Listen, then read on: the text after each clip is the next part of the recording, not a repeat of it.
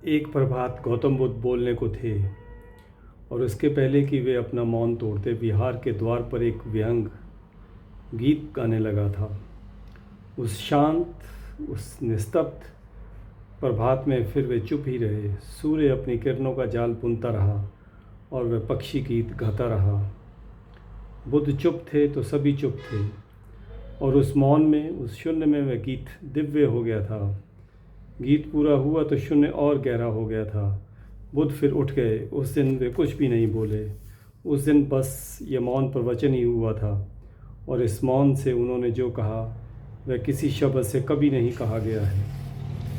इस जगत में और इस जीवन में जो भी है सब दिव्य है, सब भागवत है, सब में विराट की छाप और छाया है।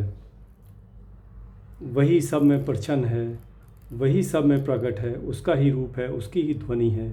पर हम चुप नहीं हैं इसलिए उसे नहीं सुन पाते हैं और हमारी आंखें खुली नहीं हैं इसलिए उसका दर्शन नहीं हो पाता है। हम अतिशय हैं इसलिए वह नहीं होता है। हम खाली हों तो वह अभी और यहीं है।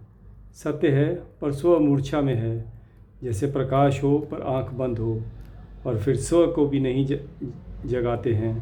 सत्य की खोज करते हैं, आंख तो नहीं खोलते हैं और प्रकाश का अनुसंधान करते हैं। इस भूल में कभी मत पड़ना। सब खोज छोड़ो और चुप हो जाओ। चित्त को चुप कर लो और सुनो।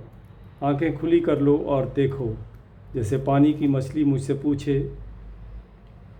कि उसे सागर खोजना है तो उससे मैं क्या कहूँगा।